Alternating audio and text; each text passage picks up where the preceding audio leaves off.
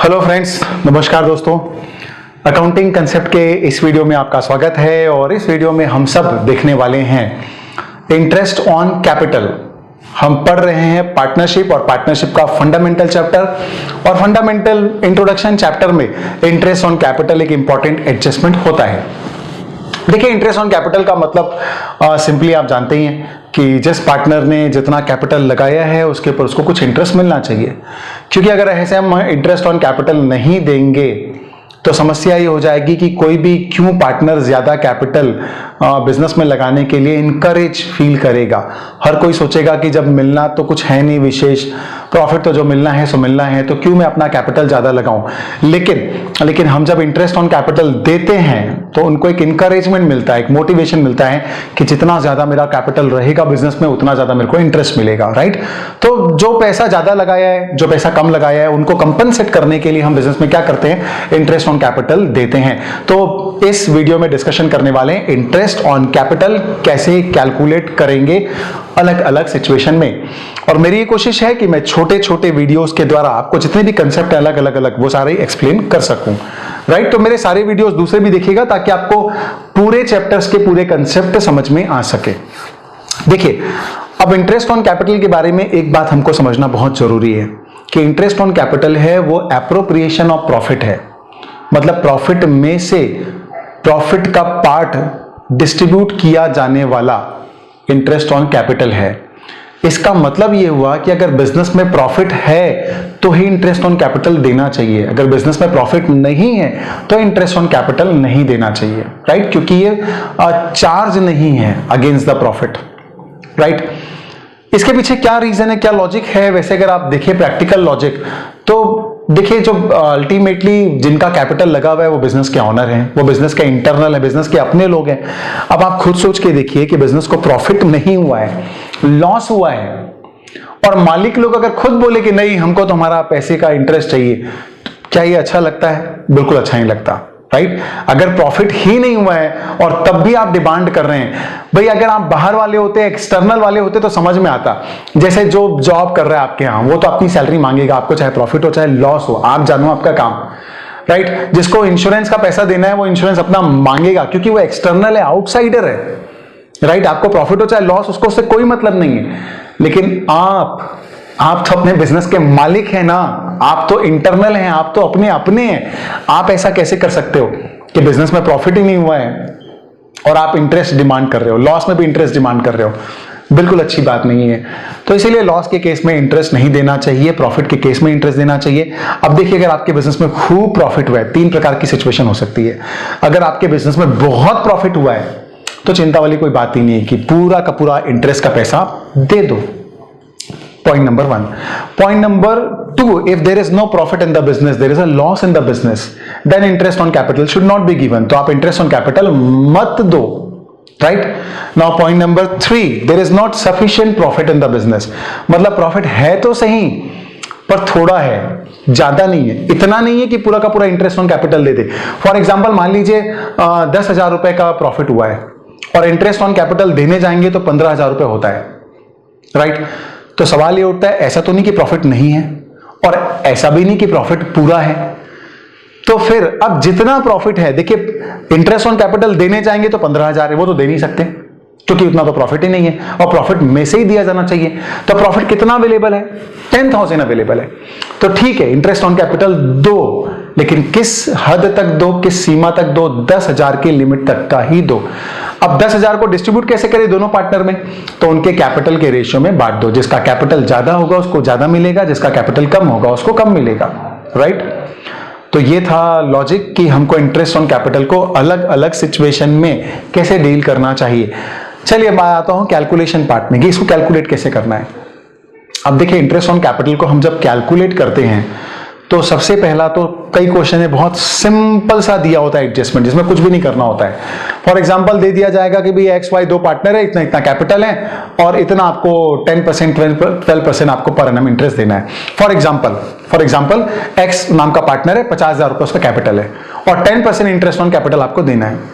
तो सिंपल है, यहां तो कोई दिक्कत ही नहीं है। 50,000 है कैपिटल, 10% आपको कैलकुलेट करना है, 10% आप कैलकुलेट करोगे 50,000 के ऊपर तो कितना आ जाएगा, 5,000 रुपए आ जाएगा, 5,000 rupees for the whole year. So there is no confusion, there is no problem, right? It is a very easy.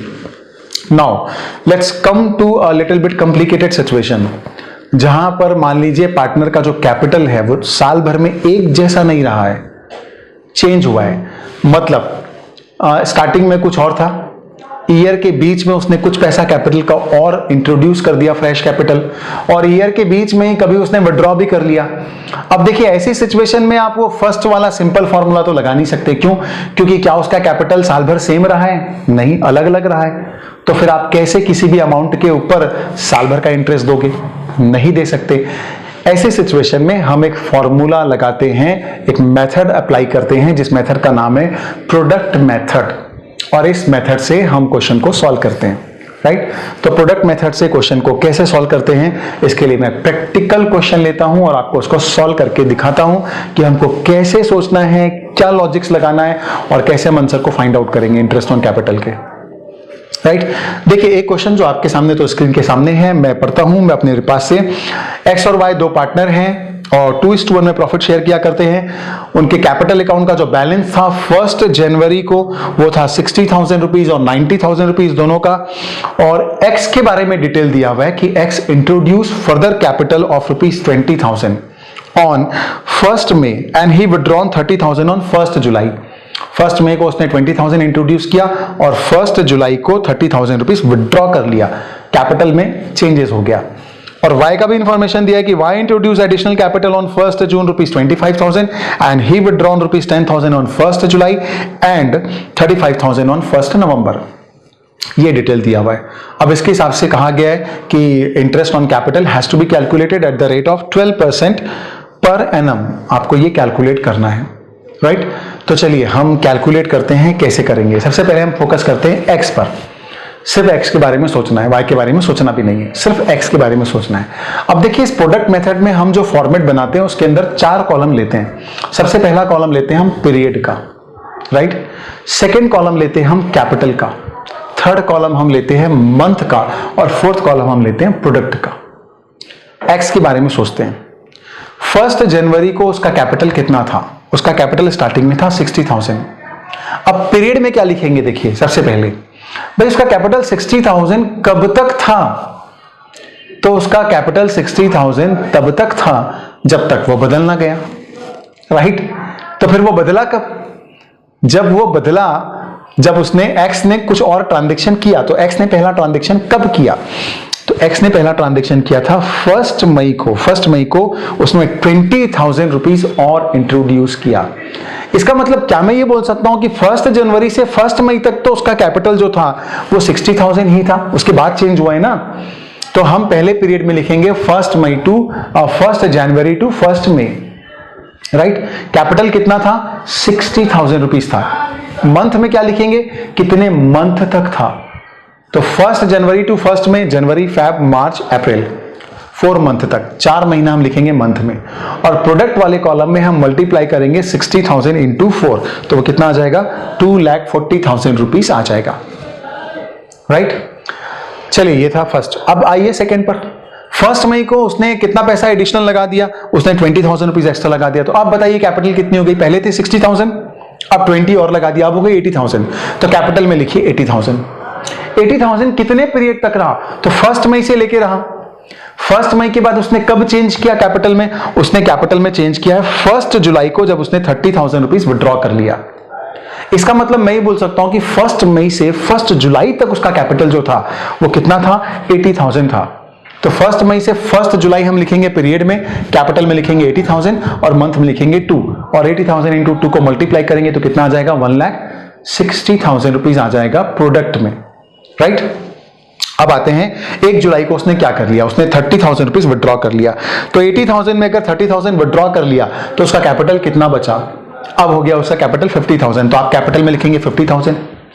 ये कब से कब तक रहा? तो 1 जुलाई को हो गया था ये चेंज, और एंड तक रहा क्योंकि बाद में और कोई चेंज हुआ ही नहीं। तो 31 दिसंबर तक, ईयर के एंड तक वही कैपिटल रहा। तो पीरियड में लिखेंगे 1 जुलाई से लेकर 31 दिसंबर। 50,000 का कैपिटल था, मल्टीप्लाइड बाय 6 मंथ, 6 महीने तक रहा, तो ये आ जाएगा 3 लाख। अब इसके बाद ये करने के बाद पूरे 31 दिसंबर तक हम ऐसा कैलकुलेशन करेंगे, कितना कैपिटल था मल्टीप्लाइड बाय कितने पीरियड तक था। इसके बाद हम टोटल कर देंगे प्रोडक्ट का, जो कि आएगा आपका 7 लाख रुपीस। अब हम एक फॉर्मूला लगाएंगे इंटरेस्ट ऑन कैपिटल का। इंटरेस्ट ऑन कैपिटल का फॉर्मूला होगा total product multiplied by rate divided by 100 into 1/12। तो ये फॉर्मूला आप लगा देंगे, तो ये फॉर्मूला आप जब लगाएंगे तो आपके सामने आंसर आ जाएगा और आंसर रहेगा 7000 रुपीज। तो ये हो जाएगा इंटरेस्ट ऑन कैपिटल एक्स का। चलिए इसके बारे में बेटर क्लैरिटी लाने के लिए मैं y का भी इस वीडियो में सॉल्व कर लेता हूं कि y का भी क्या होगा। राइट, सेम अगेन 4 कॉलम रहेंगे, पीरियड, कैपिटल, मंथ और अमाउंट। अब y के बारे में सोचिए, सिर्फ y की कहानी के बारे में ही सोचिएगा, x से हमारा कोई लेना देना नहीं फिलहाल। y का कैपिटल शुरू में था 90,000, तो कैपिटल में लिखिए 90,000 था। कब तक था? तो भाई 1 जनवरी को तो था। अब y ने कब चेंज किया? y ने चेंज किया, पहला चेंज जो किया, y ने एडिशनल कैपिटल इंट्रोड्यूस किया 1 जून को। इसका मतलब 1 जनवरी से लेके 1 जून तक तो 90,000 ही था। तो 1 जनवरी टू 1 जून लिखिए पीरियड में, कैपिटल 90,000 मल्टीप्लाइड बाय कौन सा मंथ? 5 मंथ, क्योंकि 5 महीने तक रहा, जनवरी, फैब, मार्च, अप्रैल, मई, 5 महीना। तो 90,000 इंटू 5 करेंगे तो प्रोडक्ट में कितना आ जाएगा? 4,50,000 रुपीज। अब y ने क्या किया था? तो y ने एडिशनल कैपिटल लगा दिया था कितने रुपए का? 25,000 का। तो 90,000 उसकी कैपिटल थी, 25 उसने और लगा दिया, तो अब उसकी कैपिटल कितनी हो गई? 1,50,000 रुपीज। तो हम उसके कैपिटल में कितना अमाउंट लिखेंगे? 1,15,000। कब से कब तक पीरियड? 1 जून। 1 जून से 1,15,000 हो गया। कब तक रहा? तो उसने नेक्स्ट चेंज कब किया है? उसने नेक्स्ट चेंज किया 1 जुलाई को। इसका मतलब 1 जुलाई तक तो 1,15,000 था, उसके बाद तो चेंज हो गया। तो हम पीरियड में क्या लिखेंगे? हम पीरियड में लिखेंगे 1 जून। राइट, तो 1 जून से जो कैपिटल था वो 1,15,000 था। नेक्स्ट उसने जो चेंज किया है वो कब किया है? 1 जुलाई को किया है। तो 1 जून टू 1 जुलाई इतना उसका कैपिटल था 1,15,000। इसका मतलब 1 मंथ तक था। तो पीरियड में लिखेंगे 1 मंथ, मंथ में लिखेंगे 1 मंथ और 1,15,000 को मल्टीप्लाई करेंगे 1 से, तो आ जाएगा 1,15,000। राइट, अब 1 जुलाई को उसका कैपिटल कितना हो गया था? 1,15,000 तो था पहले। उसके बाद उसने क्या कर दिया? उसके बाद उसने विड्रॉ कर लिया। कितना विड्रॉ कर लिया? 10,000। इसका मतलब उसका कैपिटल हो गया 1,05,000। तो कैपिटल में लिखेंगे 1,05,000। 1 जुलाई से 1,05,000 था, कब तक रहा? तो अगला चेंज उसने कब किया है? अगला चेंज उसने किया है 1 नवंबर को। इसका मतलब 1 जुलाई से 1 नवंबर तक उसका कैपिटल था 1,05,000। तो कैपिटल में आ गया 1,05,000। 1 जुलाई टू 1 नवंबर कितने मंथ हो गए? जुलाई, अगस्त, सितंबर, अक्टूबर, 4 मंथ। राइट, 1 नवंबर को चेंज कर दिया, तो 4 मंथ लिखेंगे और मल्टीप्लाई कर देंगे 1,04,000 इंटू 1,05,000 इंटू 4 मंथ, तो 4,20,000 आ जाएगा प्रोडक्ट में। राइट, अब 1 नवंबर को उसने क्या किया है? 1 नवंबर को उसने 35,000 जो है वो विड्रॉ कर लिया है।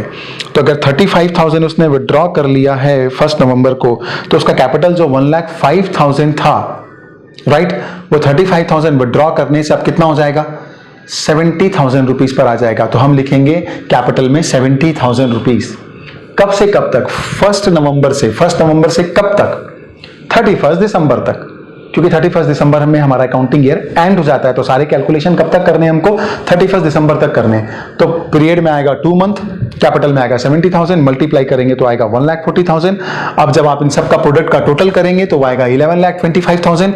और इसमें फॉर्मूला हमने जो सेम देखा था एक्स के केस में, वो फॉर्मूला लगा देंगे इंटरेस्ट ऑन कैपिटल का, और वो फॉर्मूला लगाएंगे तो आप देख सकते हैं जो आंसर आएगा वो आएगा 11,250 रुपीज। राइट, तो ये था कि x का और y का इंटरेस्ट ऑन कैपिटल कैसे कैलकुलेट करेंगे। तो ये था कंप्लीट एक्सप्लेनेशन कि जब आपके कैपिटल में पूरे ईयर में कुछ भी चेंज हुआ हो, प्लस माइनस हुआ हो, एडिशनल कैपिटल लगाया गया हो, कैपिटल विड्रॉन किया गया हो, ऐसी सिचुएशन में हम प्रोडक्ट मेथड के द्वारा क्वेश्चन को कैसे सॉल्व करेंगे। ऑलराइट, तो आई होप कि मैंने इसमें इंटरेस्ट ऑन कैपिटल से जुड़ी हुई सारी बातें आपको एक्सप्लेन की है, आपको समझ में भी आई होगी। मेरे दूसरे वीडियोस भी जरूर देखिएगा जिसमें मैंने अकाउंट्स के छोटे छोटे टॉपिक को दूसरे वीडियो में एक्सप्लेन किया है, ताकि आपको सारे कंसेप्ट जो है वो अच्छे से क्लियर हो सके। Thank you very much.